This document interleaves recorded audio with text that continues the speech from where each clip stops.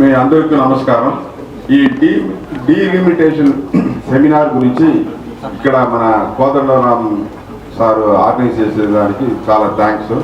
కానీ ఈ డీలిమిటేషన్ గురించి వీసీకే పార్టీ ఫస్ట్ 2023లో ఫస్ట్ డిఎంకే పార్టీ దీన్ని రైస్ చేసేదానికి ముందు ఒక పార్టీ దీన్ని రైస్ చేసిందంటే అది వీసీకే పార్టీ 2023 అక్టోబర్లో.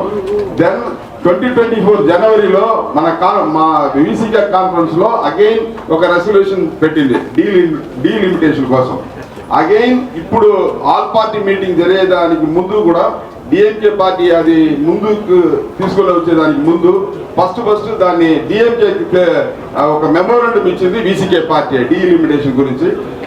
అది లేకుండా ఇక్కడ తెలంగాణలో కూడా ఫస్ట్ గా ఈ డీలిమిటేషన్ కోసం ఒక రౌండ్ టేబుల్ కాన్ఫరెన్స్ జరిగింది కూడా వీసీకే పార్టీ అనేది మీకు చెప్తా ఉన్నాం. Respected President of TJS, Professor Kodandaram, and all the dignitaries on the dais, my dear brothers and sisters,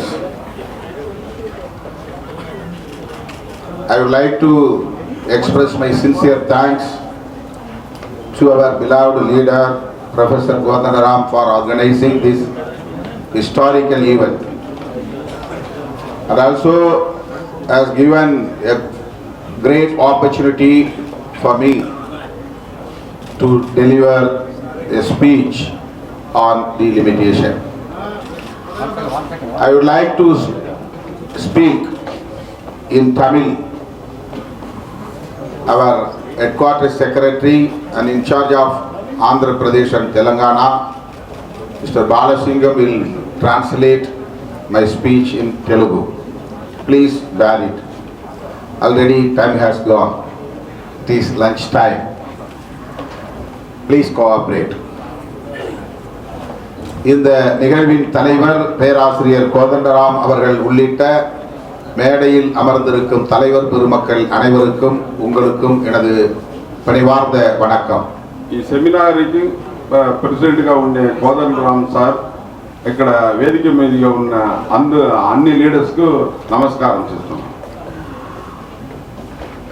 நாடாளுமன்ற தொகுதிகள் மற்றும் சட்டமன்ற தொகுதிகளுக்கான மறுவரையறை தொடர்பாக இங்கே நாம் விவாதித்துக் கொண்டிருக்கிறோம். పార్లమెంట్ సీటు, అసెంబ్లీ సీటు, దాన్ని డీలిమిటేషన్ గురించి ఇప్పుడు మనం చర్చ చేసుకుంటా ఉంటాం. இது மிகவும் முக்கியமான ஒரு தேசிய பிரச்சனை. ఇది అతి ముఖ్యమైన ఒక నేషనల్ ప్రాబ్లం. ఇది இந்திய ஒற்றுமைக்கு அல்லது ஒருமைப்பாட்டுக்கு எதிராக நாம் பேசவில்லை.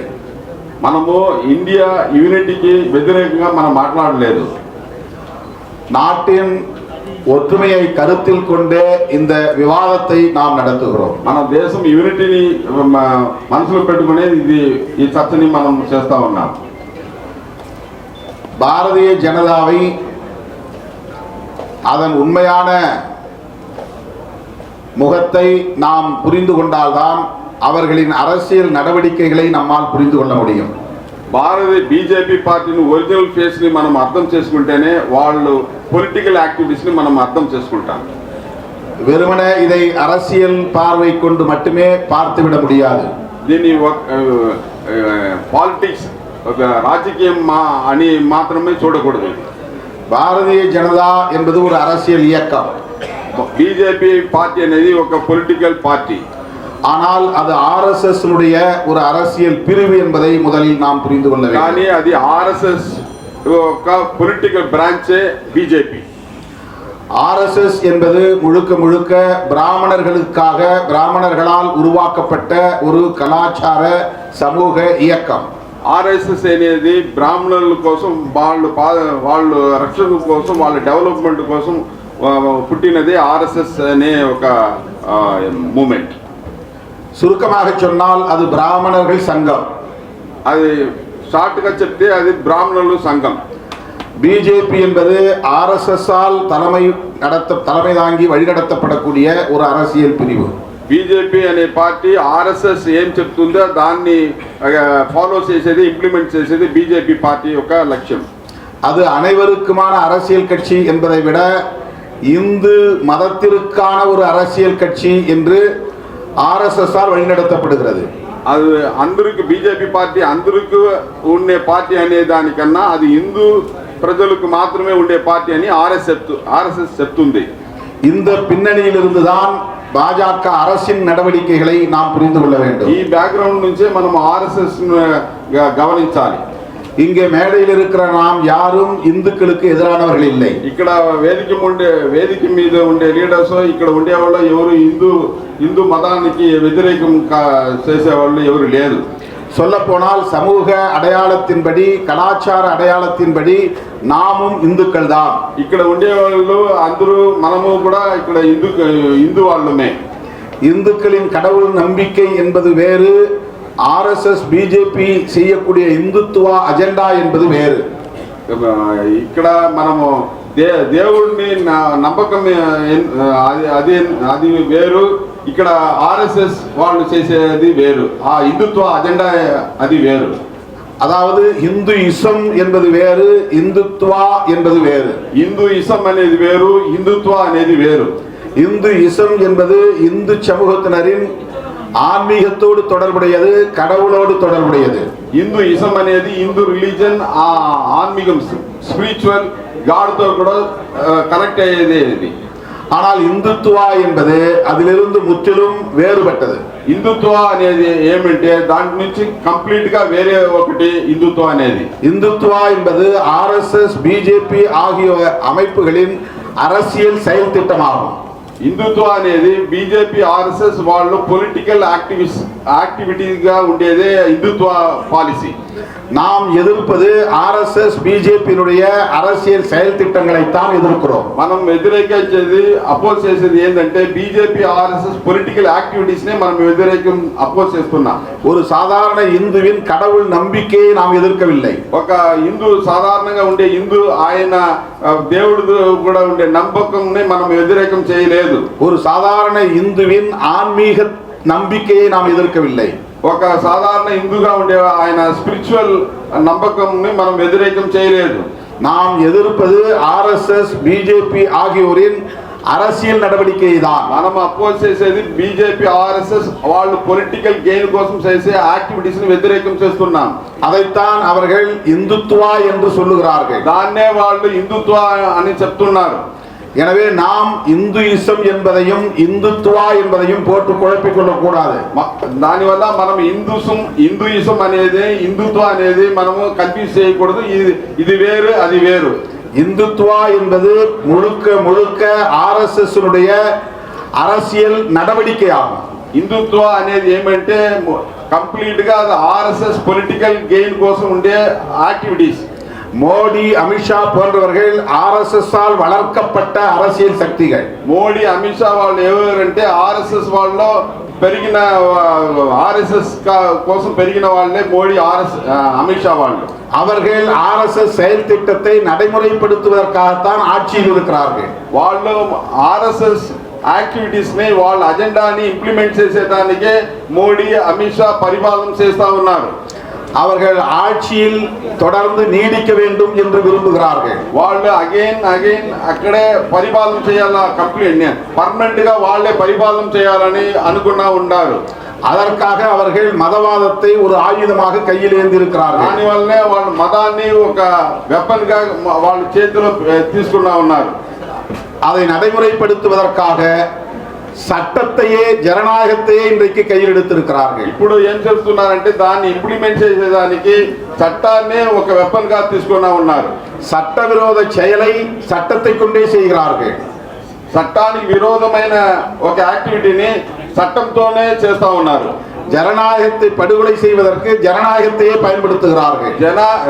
డెమోక్రసీ, ప్రజాస్వామ్యాన్ని మర్డర్ చేసేదానికి ప్రజాస్వామ్యాన్ని చేతిలో తీసుకున్నారు. நாடாளுமன்ற ஜனநாயகத்தை பயன்படுத்தி ஒட்டுமொத்த ஜனநாயகத்தை அழித்தொழிக்கிறார்கள். పార్లమెంట్ ప్రజాస్వామ్యాన్ని డెమాలిష్ చేసేదానికి పార్లమెంట్ నే తీసుకున్నా ఉంటారు, పార్లమెంట్ యాక్టివిటీస్ లో తీసుకున్నా ఉంటారు. இன்றைக்கு நாடாளுமன்றத்தில் இருக்கிற மெஜாரிட்டி என்ன என்பதை எனக்கு முன்னர் பேசிய விடுதலை சிறுத்தைகளின் பொதுச் செயலாளர் ரவிக்குமார் விளக்கி சொன்னார். ఇప్పుడు ఉండే పార్లమెంట్ లో ఏ మెజారిటీ ఉందని మా party VCK general secretary MP గారు దీనికి ముందు ప్రసంగం చేశారు. புரட்சியாளர் அம்பேத்கர் இதை விளக்கினார் என்பதை அவர் விளக்கினார். అంబేద్కర్ దీని గురించి మెజారిటీనిజం దాని గురించి ఏం చెప్పారనేది డాక్టర్ రవికుమార్ ఇక్కడ చెప్పారు. மெஜாரிட்டேரியனிசம் என்பது, பெரும்பான்மைவாதம் என்பது உலகம் முழுவதும் ஒப்புக்கொள்ளப்பட்ட ஒரு ஜனநாயக கூறு. మెజారిటీనిజం అనేది వరల్డ్ వైడ్ గా అన్ని దేశంలో అక్సెప్ట్ చేసుకున్న ఒక సిస్టమ్ అది.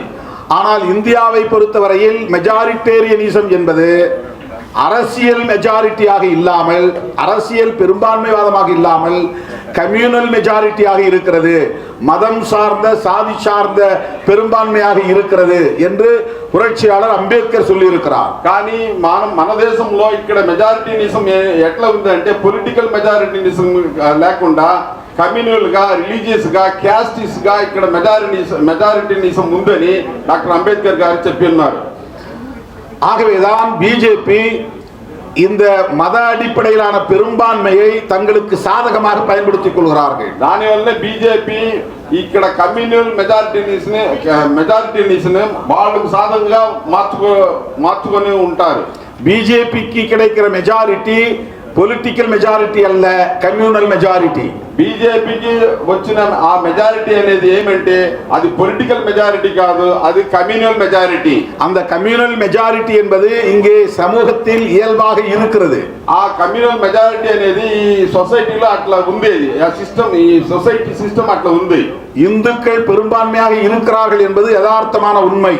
హిందూస్లు మెజారిటీగా ఉన్నారనేది యథార్థమైన ఫ్యాక్ట్.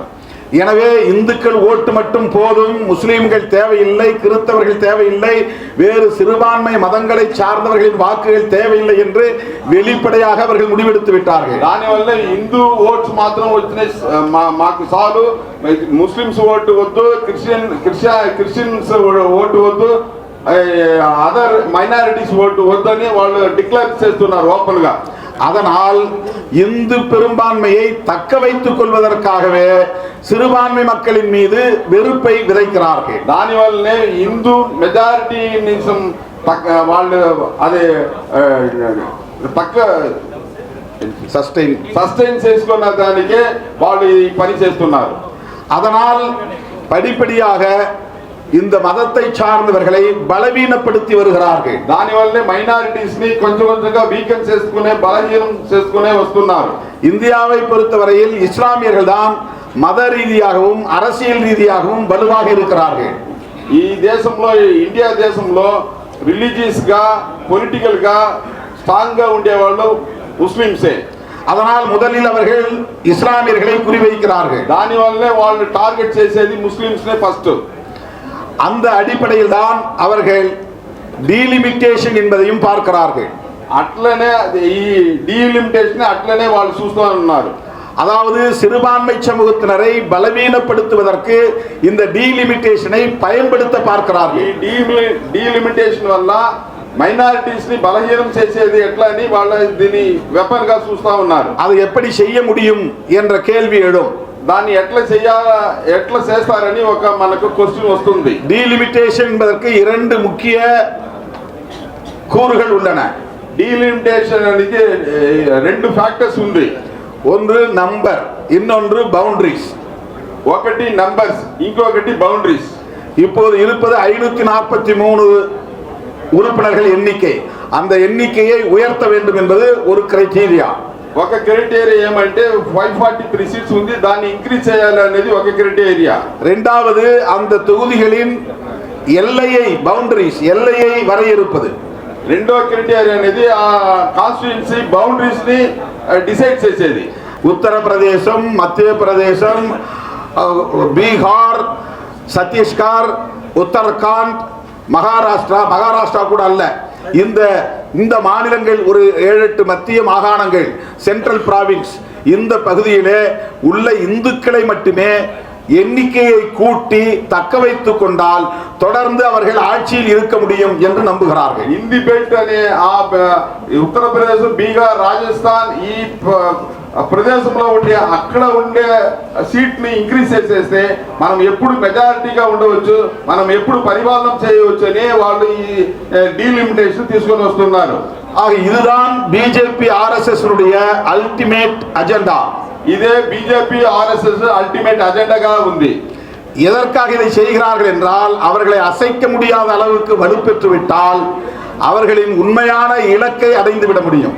దేనికోసం దీన్ని వాళ్ళు చేస్తున్నారంటే వాళ్ళ టార్గెట్ వాళ్ళ అజెండా ఏమీ ఉందో దాన్ని చేసుకునే దానికి ఇది ఈ ప్రయత్నం చేస్తున్నారు. ఇప్పుడు அவர்கள் இங்கே நடைமுறையில் இருக்கிற சமூக நீதி கோட்பாட்டை சிதைப்பதற்கு சனாதன தர்மத்தை அதாவது வர்ணாசிரம தர்மத்தை மனு தர்மத்தை இங்கே நிலைநாட்டுவதற்கு அது ஒன்றுதான் வழி. ఇక్కడ ఈ సనాతన ధర్మాన్ని వర్ణాశ్రమ ధర్మాన్ని మను ధర్మాన్ని అక్కడ గట్టిగా రావాలని వాళ్ళు ఇక్కడ ప్రయత్నం చేస్తున్నారు. OBC, schedule cost, schedule tribes, minorities இவர்கள் இடஒதுக்கீட்டு சமூக பிரிவினர். ఓబీసీ, ఎస్సీ, ఎస్టీ వీళ్ళు రిజర్వేషన్ ఉండే కమ్యూనిటీ. அவர்கள் நாளுக்கு நாள் அதிகாரத்தை நோக்கி வருகிறார்கள். ఇప్పుడు ఓబీసీ, ఎస్సీ, ఎస్టీ వాళ్ళు దగ్గరగా పవర్ కు పక్కన వస్తూనే ఉన్నారు. ஆகவே உயர் சாதிகளை சார்ந்த பிராமணர்கள் உள்ளிட்ட அவர்கள் எதிர்காலத்தில் பிற்படுத்தப்பட்டவர்களாக மாறிவிடுவார்கள் என்கிற அச்சம் ஆர்எஸ்எஸ்க்கு இருக்கிறது. దానివల్ల బ్రాహ్మిన్స్ అందరూ ఇప్పుడు ఓబీసీగా మారిపోతారని ఒక డేంజర్ ఆర్ఎస్ఎస్ కు ఉంది.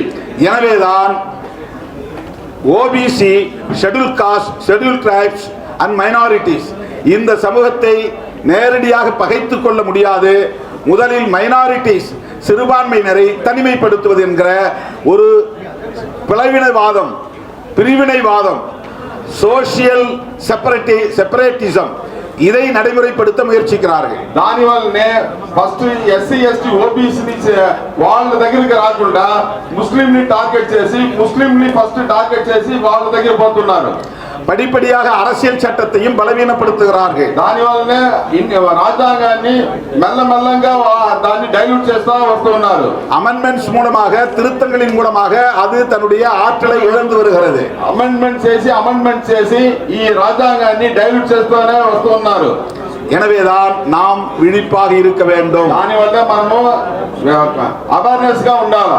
இதிலே டீலிமிட்டேஷன் எவ்வாறு நம்மை பாதிக்கிறது என்றால் தென்னிந்திய மாநிலங்கள் குடும்ப கட்டுப்பாடு திட்டத்தை மிக சரியாக தீவிரமாக நடைமுறைப்படுத்திய மாநிலங்கள். ఎట్లా southern states, south India states ఎట్లా దీని వల్ల ఎఫెక్ట్ అవుతుందంటే ఫ్యామిలీ ప్లానింగ్ ని కరెక్ట్ గా ఇంప్లిమెంట్ చేసిన స్టేట్స్ ఏది అంటే సౌత్ ఇండియన్ స్టేట్స్ మాత్రమే. அதனால் ஒப்பீட்டளவிலே இன்றைக்கு தென்னிந்திய மாநிலங்கள் மக்கள் தொகையின் வளர்ச்சி சதவிகிதம் குறைந்திருக்கிறது. దానివల్లనే ఫ్యామిలీ ప్లానింగ్ కంట్రోల్ వల్లనే సదర్న్ స్టేట్స్ లో ఉండే పాపులేషన్ పర్సెంటేజ్ తక్కువగా ఉంది. எனவே பாப்புலேஷன் அடிப்படையில் மட்டுமே, மக்கள் தொகை அடிப்படையில் மட்டுமே தொகுதிகளை வரையறை செய்தால் கட்டாயமாக தெலுங்கானா உட்பட தென்னிந்திய மாநிலங்களின் நாடாளுமன்ற உறுப்பினர்களின் எண்ணிக்கை குறைந்துவிடும். పాపులేషన్ బేస్డ్ గా మనము కాన్స్టిట్యూయెన్సీ ని నిర్ణయం చేస్తే సదర్న్ స్టేట్స్ లో ఉండే సీట్స్ తక్కువగా పోతుంది. இது தென்னிந்திய மாநிலங்களின் வளர்ச்சியை பாதிக்கும். இது southern states, south Indian states development ని తక్కువ చేస్తుంది. மக்கள் தொகை மட்டுமே ஒரு வரையறையாக கொள்ளக்கூடாது. பாப்புலேஷன் மாத்திரமே ఒక கிரைட்டீரியா ఫ్యాక్టర్ గా పెట్టకూడదు. இதைத்தான் இன்றைக்கு மக்களிடத்திலே நாம் பரப்ப வேண்டும். దీన్నే మనం ప్రజల దగ్గర పోయి చెప్పాలి. ஒவ்வொரு 10 ஆண்டுக்கும் மக்கள் தொகை கணக்கெடுப்பு நடத்த வேண்டும். ఒక్కొక్క 10 సంవత్సరాలకు సెన్సస్ చేయాలి. 2021 கொரோனா காரணம் காட்டி மக்கள் தொகை கணக்கெடுப்பு நடக்கவில்லை. 2021 లో సెన్సస్ చేయలేదు, కరోనా రీజన్ అని చెప్పారు. 2031 எடுத்தாக வேண்டும். 2031 లో అగైన్ మనం సెన్సస్ చేయాలి. அதன் பிறகுதான் டீலிமிட்டேஷன் செய்ய முடியும். దానికి తర్వాత డీలిమిటేషన్ ఇంప్లిమెంట్ చేయడానికి వస్తుంది. ஆகவே இப்படிப்பட்ட சூழலில் மக்கள் தொகை கணக்கெடுப்பை உடனே நடத்த சொல்ல வேண்டியது நம்முடைய கடமை. దానివల్లే మనము ఇమిడియట్ గా సెన్సస్ చేయాలి, పాపులేషన్ లెక్క చేయాలని మనం ఇమిడియట్ గా మనం పోరాటం చేయాలి. சாதிவாரி கணக்கெடுப்பு நடத்துவதும் அவசியமானது. క్యాస్ట్ బేస్డ్ సెన్సస్ మనం చేయాల్సింది చాలా ఇంపార్టెంట్. எனவே இந்த விழிப்புணர்வை மக்களிடத்திலே நாம் உருவாக்க களம் அமைப்போம். దీని గురించి అవేర్నెస్ చేసేదానికి ప్రజల దగ్గర మనం పోవాలి. அதனால்தான் தமிழ்நாடு முதலமைச்சர் தளபதி ஸ்டாலின் அவர்கள் தென்னிந்திய மாநில முதலமைச்சர்களை எல்லாம் கூட்டி பேசினார். దానివల్లే తమిళనాడు ముఖ్యమంత్రి స్టాలిన్ గారు అన్ని ముఖ్యమంత్రులను పిలిచి చెన్నైలో మాట్లాడారు. தெலுங்கானா முதலமைச்சரும் இங்கே வந்திருக்கிற பிசிசி தலைவரும் கூட அதிலே பங்கேற்றார்கள். ఇక్కడ మన తెలంగాణ ముఖ్యమంత్రి రేవంత్ రెడ్డి గారు ఇక్కడ వచ్చిన మన పిసిసి అధ్యక్ష ఆయన కూడా ఆ మీటింగ్ లో పార్టిసిపేట్ చేశారు. அடுத்த கூட்டம் தெலுங்கானா முதல்வர் ஒருங்கிணைக்க இருக்கிறார். నెక్స్ట్ మీటింగ్ మన తెలంగాణ సీఎం అది కోఆర్డినేట్ చేసి ఇక్కడ ఆ మీటింగ్ చేయబోతున్నారు. இந்த நிலையில் தான் நம்முடைய பேராசிரியர் கோதண்டராம் அவர்கள் இதை மக்கள் மயப்படுத்த வேண்டும், மக்களிடத்திலே கொண்டு போய் சேர்க்க வேண்டும் என்கிற பொறுப்புணர்வோடு இந்த கருத்தரங்கத்தை ஒருங்கிணைத்திருக்கிறார். దానివల్లే దీన్ని ప్రజల దగ్గరికి పోయి తీసుకొని పోవాలా, ఈ డీలిమిటేషన్ గురించి చర్చ చేయాలా అనే దానికోసమే మన ప్రొఫెసర్ కోదండరామ్ గారు దీని ఈ సెమినార్ ని ఆర్గనైజ్ చేస్తున్నారు. வாஜ்பாய் பிரதமராக இருந்தபோது 25 ஆண்டுகளுக்கு இந்த டீலிமிட்டேஷன் இல்லை என்று முடிவெடுத்தார்கள். వాజ్పేయి ప్రైమ్ మినిస్టర్ గా ఉండేటప్పుడు 25 ఇయర్స్ కి డీలిమిటేషన్ లేదని అప్పుడు చెప్పారు. குடும்ப கட்டுப்பாடு திட்டம் அப்போது தீவிரமாக இருந்தது. అప్పుడు ఫ్యామిలీ ప్లానింగ్ కంట్రోల్ అనేది చాలా ఇంప్లిమెంట్ చేస్తా ఉన్నారు. அதன் பிறகும் 25 ஆண்டுகள் தள்ளி போடப்பட்டது. இந்த மக்கள் தொகையில் இருக்கிற டிஸ்பாரிட்டிஸ், இந்த பாகுபாடு வேறுபாடு காரணமாக தள்ளி போடப்பட்டது. ఫస్ట్ ఒక 25 ఇయర్స్ ఎక్స్టెండ్ చేశారు, అగైన్ ఒక 25 ఇయర్స్ ఎక్స్టెండ్ చేసి ఇప్పుడు 2026 లో అది డ్యూ అవుతుంది.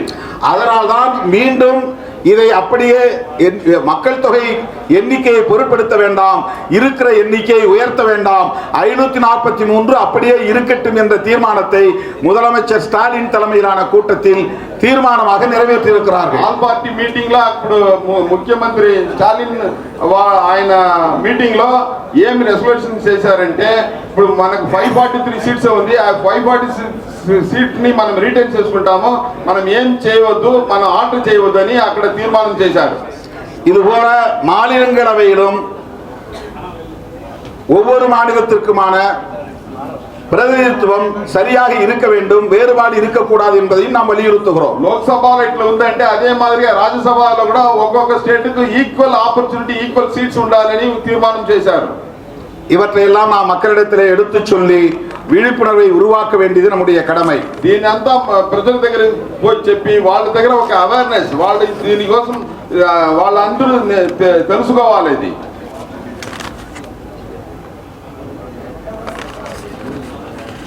இதை நாம் தென்னிந்திய அளவில் ஒருங்கிணைத்து விழிப்புணர்வை ஏற்படுத்தி இந்த முயற்சியை முறியடிக்க வேண்டும்.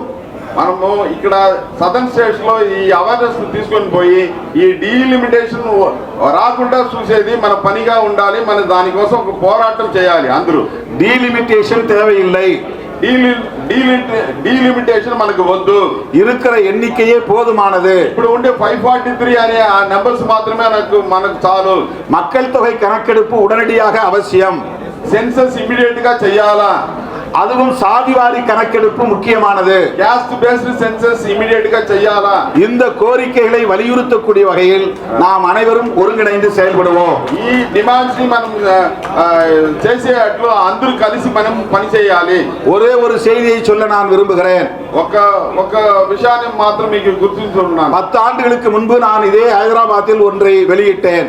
10 సంవత్సరాలకు ముందు ఇక్కడే హైదరాబాద్ లో నేను ఒక విషయాన్ని చెప్పాను. புரட்சியாளர் அம்பேத்கர் கருத்தை பதிவு செய்தேன். బాబాసాహెబ్ అంబేద్కర్ ఏం చెప్పాడో ఆ విషయాన్ని నేను చెప్పాను. అప్పుడు இந்தியா ஒற்றுமையாக இருக்க வேண்டுமானால் இந்தியாவில் హైదరాబాத்தில் ஒரு தலைநகரத்தை உருவாக்க வேண்டும் என்று சொன்னார். ఇండియా యూనిటీగా ఉండాలంటే హైదరాబాద్ ఒక క్యాపిటల్ గా, ఇండియా క్యాపిటల్ గా ఉండాలని అంబేద్కర్ చెప్పారనేది ఆ రోజు నేను 10 ఇయర్స్ ముందు చెప్పాను. இந்தியாவுடைய உண்மையான ஒற்றுமையை விரும்புகிற நாம் ஹைதராபாத்தில் தென்னிந்திய மாநிலங்களின் ஒரு மையமாக வைத்து இன்னொரு தலைநகரத்தை இங்கே உருவாக்க வேண்டும் என்கிற கோரிக்கையை நாம் முன்னெடுப்போம் என்று சொல்லி வாய்ப்புக்கு நன்றி கூறி முடிக்கிறேன். దానివల్ల ఈ ఇండియా యూనిటీ కావాలంటే, ఇండియా యూనిటీగా ఉండాలంటే ఇంకొక క్యాపిటల్, అది హైదరాబాద్ సెకండ్ క్యాపిటల్ గా ఉండాలని ఆ డిమాండ్ మనం పెట్టాలని చెప్పి ఈ సమావేశాన్ని నేను ముగించుకున్నాను. என்னுடைய உரையை ஆங்கிலத்திலே மொழிபெயர்த்திருக்கிறோம், அதை சுற்றுக்கு விட்டிருக்கிறோம். தேவைப்பட்ட தோழர்கள் அதை படித்து பார்க்க வேண்டும் என்று கேட்டு முடிக்கிறேன். நன்றி, వణకం. నా స్పీచ్ ని ఇంగ్లీష్ లో నేను ఇచ్చున్నాను. ఎవరు కావాలో దాన్ని చూడవచ్చు, మీరు చదవచ్చు. நன்றி, వణకం. అందరికీ నమస్కారం.